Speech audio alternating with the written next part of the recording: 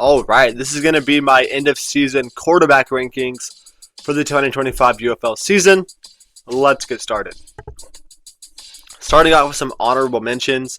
I got a couple guys here that played barely any games, and I'm going to list any other guys that were just on a roster and never played any games. But we got Jarrett Gorentano, Alan Bowman, Holton Allers, Luke Layan, Rocky Lombardi, Spencer Sanders, and Siobhan Cordero. Okay, starting off at number 21 is going to be Anthony Brown. So he played 3 games. He's adjusted games played, which is essentially how much he actually played because he got benched in a few of those games. So he really only played like 1.5 games. I'm not going to list every stat, just going to talk about some key points. But 48% completion percentage is atrocious. 1 touchdown to 3 interceptions is atrocious. And a 41 passer rating is atrocious. This guy sucked. Number 20, Alex Magoo. He basically had 1 game played. Again, 41% completion percentage is atrocious. 1-to-1 touchdown interception ratio, I guess, isn't that bad. But a 48 passer rating, again, is atrocious. 19 is EJ Perry. 3.5 games played, 58 completion percentage, not horrible, I guess. 2-to-5 touchdown to interception ratio is pretty bad, and a 62 passer rating is not very good either. He did have over 600 yards, which is, I guess, his yards per game was solid, but that's about the only positive thing for this guy. Number 18 is Troy Williams. He had about 2 real games played, 57% completion. Again, not very good, but I guess not completely horrible. 0 passing touchdowns to 1 interception, but he did have that 1 rushing touchdown to kind of help him there a little bit. And a 62 passer rating is pretty bad. Number 17, Kevin Hogan. He played about 3 games. 62% completion is solid. 500 yards, not great, but I guess not horrible. But 2 touchdowns to 4 interceptions with 1 lost fumble is some pretty bad touchdown to turnover ratio. Number 16, Kellen Mond. About 6.5 games played, 57% completion, not great. 850 yards, not very good yards per game for him. 116 rushing yards to go with it, but that doesn't really help him out too much there. 2-to-2 touchdown to interception ratio isn't horrible, but again, only 2 touchdowns in 6.5 games. Not a great look. Number 15 is Dresser Wynn. He played about 4.5 games with a 58% completion percentage. His yards per game was actually pretty good, 834 yards with another 50 rushing yards to add on to it. But his total touchdown to turnover was 4-6. That's not ideal. His first 2 or 3 games, he was honestly like a top 4 quarterback in the league. But then his next 2 to 3 games, he was like a bottom, 4 quarterback in the league. So 2 very polar opposites from the start of the season to the end of the season for Dresser Wynn. Number 14 is Andrew Peasley. He really only played about 1 real game. 63% completion isn't bad. Yards per game was solid, but he just had 0 touchdowns to 1 turnover, so that's kind of why he is ranked this low. And just having a very low sample size, I don't want to exaggerate any of his numbers and put him higher than he could be, just because, again, he has a very limited sample size, so I kind of want to give the other guys the benefit of the doubt a little bit who played a little more games.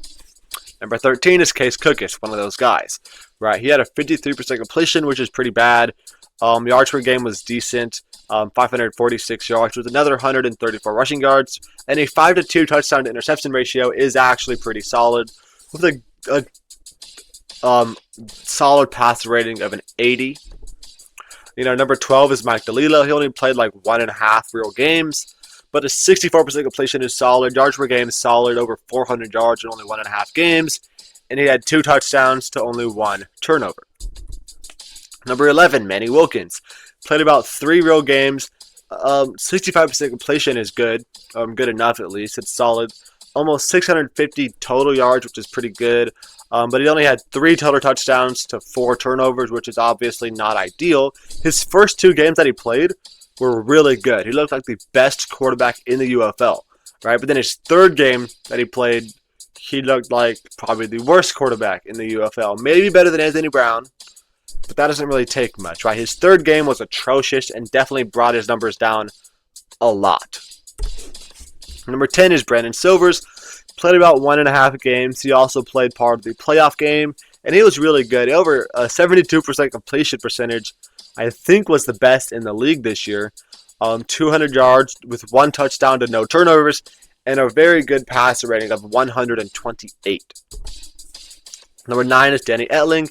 3 real games played. He played in 8 total games, but really only played 3 games. Completion percentage was not great at 57. Yards per game was fine. He had over 600 total yards. 5 touchdowns and 3 turnovers is solid, and an 84 passer rating is also pretty solid. Number 8 is Matt Corral. 2.5 games played. Completion percentage is bad at only 53. Yards per game was real solid, though. He had over 750, or about 750, with only 2.5 games played is really good. 4 to 3 touchdown turnover is solid. Pass rating of 76. Again, like those are passable, but not great numbers there. Number 7, Nolan Henderson. Only about 1.5 games. Not good completion percentage at 55%. But he had 2 touchdowns to 0 turnovers, which is his best statistic. And an 86 passer rating. Number 6 is Max Dugan. Completion percentage is definitely something that needs work on at 57%. His yards per game was solid. He had nearly 1,000 total yards. His pass touchdown to interception is 4 to 4. That's not great, but he did have 5 rushing touchdowns to 1 fumble, right? His best stats here are definitely his rushing stats with 5 touchdowns and 300 yards there. He needs to get a little bit more efficient as a actual passer, and then he could definitely climb up a couple of spots on this list if he could do that. Number 5, Jalen McClendon. 65% completion in 7 games played. Yards per game was really good. He had over 1,500 yards. Right, 7 touchdowns to 3 interceptions is really, really good there as well. He was a really, really solid quarterback this year. Number 4 is Jamar Smith. Right, he had 2.5 games played, 65% completion. Yards per game was incredible. He had over 850 yards, or almost 850 yards, I should say, with 7 touchdowns, only 2 turnovers, and a 115 passer rate. Those are really, really good numbers. In the postseason, he did throw a pick 6 and then got benched in the one game that he played. So postseason stats bring him down maybe a little bit, but he was still very, very good this year. Number 3 is going to be Luis Perez. He played all 10 games, had a 71% completion, which was very good. The passing yards leader at almost 2,300. His touchdown to turnover ratio was a total of 10 to 8. That's definitely his low point. He turns the ball over a little bit too much. But he still had a really solid pass rating of 95. Number 2 here is going to be Jordan Ta'amu. 8.5 games played. He was also the UFL Championship MVP. That definitely helps. He was very, very good in the postseason. Had like 380 yards and 4 touchdowns, or at least something around there in that championship game. The worst thing about him is definitely his completion percentage at only 54%. But he had over 2,100 yards with another 178, rushing yards there as well, with a total of a 19 to 4 touchdown turnover ratio, which is very, very good. And the number 1, of course, is going to be Bryce Perkins. He was the offensive player of the year. He was the MVP. He was just absolutely amazing, right? 6.5 games played, 69% completion. He had over, 1,600 total yards, right? Total of 13 to 3 touchdown turnover with a 108 passer rating. He also had some very, very good postseason statistics as well. Okay, so the next thing here we're going to talk about is our future QB room suggestions. So I'm going to go through each team, rank the quarterbacks from this year, and talk about which of those guys I feel like should be back next year. So starting off with Arlington, you got Luis Perez at 1, then Holton Allers at 2, and Luke Layan at 3. This one is in a pretty good spot, right? Luis Perez definitely has the potential of being in the NFL this year, but even then he likely would come back to Arlington next year if he does not retire. I know last year UFL fans thought he might retire. I'm not sure if he ever contemplated that, but there's certainly the possibility that he does. So if he does retire, they're going to have to roll with Holton Allers and Luke Layan, which both those guys, we didn't really see all that much from them. So I'm not sure if you'd be comfortable with him starting, but you definitely are comfortable with Allers and Lane as backup quarterbacks at least. So if Lou Perez comes back, just keep this exact roster right here. If Lou Perez does retire or happens to, go and stay in the NFL, then maybe you get somebody else to kind of compete for that starting spot. But from what we saw with Holton Allers in the minimal time that he played this year, I think you're kind of comfortable with him being a starter if he needs to be. Next up is the Birmingham Stallions. They had 5 different guys play for them. Most of them were decent, I should say. Jamar Smith was really good. Matt Corral was good. Case Cookus was decent. Andrew Peasley was decent. And then Alex Magoo was pretty bad.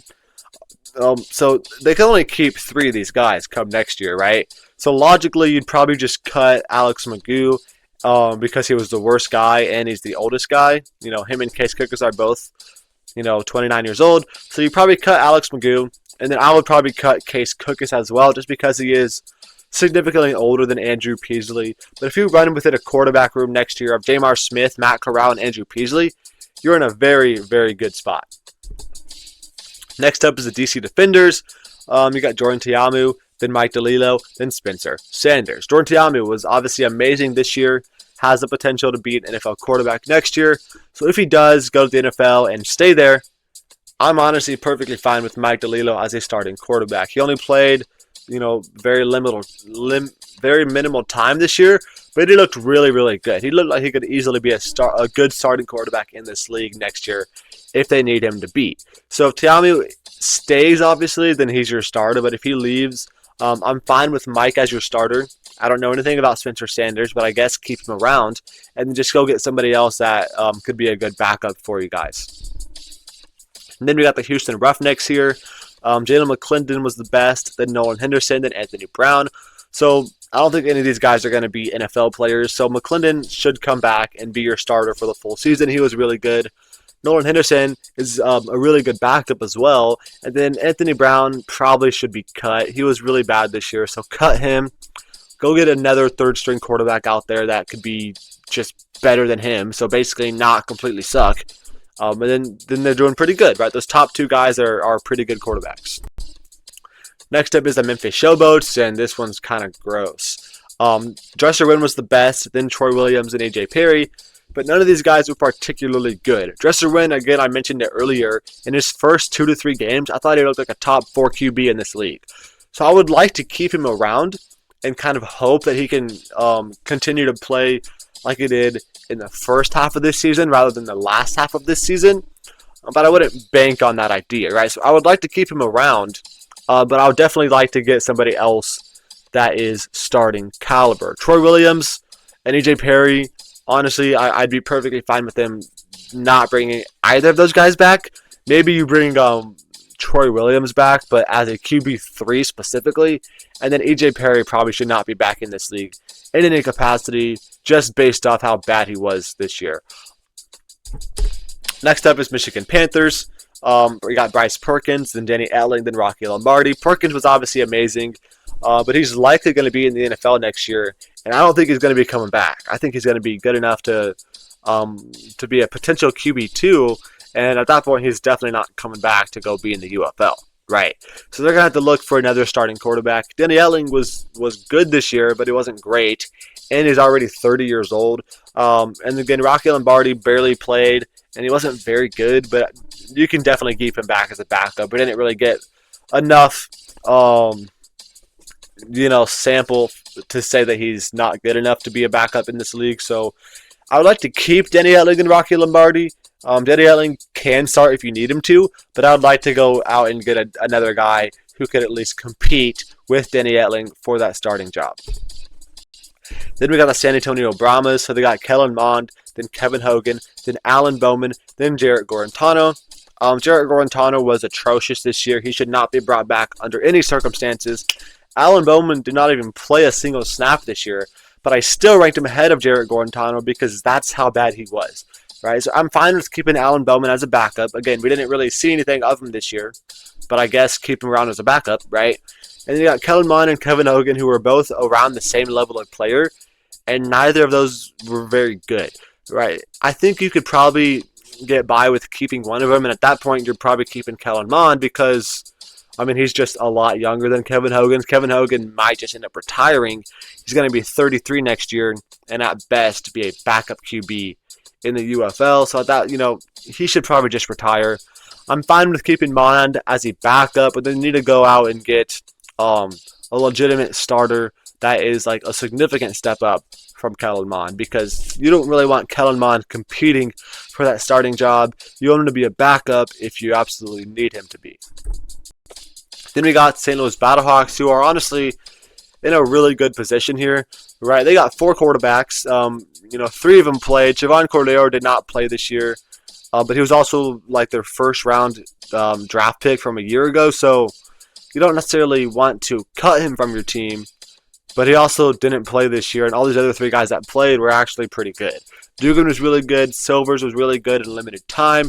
Manny Wilkins had 2 very, very good games, and then 1 kind of really bad game. And then again, Cordero didn't play. So I don't really know what to do if I'm St. Louis. Like, I don't think Max Dugan is going to go back to the NFL this year. There's a chance he does, I suppose, and that would make your job a little bit easier, but I don't think he does. So if he comes back, right, you definitely got to keep Max Dugan. He was the best QB this year, I think, on this team at least, right? He needs to get a little bit better as a passer, but that's where Brendan Silvers come in, because Brendan Silvers was like a very good passer, but he doesn't really have the dynamicism with the rushing ability that Max Dugan and Manny Wilkins bring to the table. And then again, you got the thing with Manny Wilkins, like, is he going to play like he did those first 2 games, or is he going to play like he did that 3rd game, right? You don't really know what to think. Because I would hate for them to just cut Javon Cordero without him ever playing a single game from this team, because again, he was like their first round draft pick in the UFL draft, right? Not that those are super valuable, I suppose, but I still would like to see him on this team and see what he can do. But they just have 3 guys who are also like pretty good, so they're in a tough spot. I would say maybe end up cutting Manny Wilkins just because he was the worst of those top 3 quarterbacks, but also you could cut Brandon Silvers because he's the oldest of those 3 quarterbacks. I don't really know what to do, but I would like to keep all 4 of them if we could, but I guess that's not really realistic. So that's going to be it for this video. Thank you for watching. Make sure to check back later this week for more UFL content. And yeah, goodbye.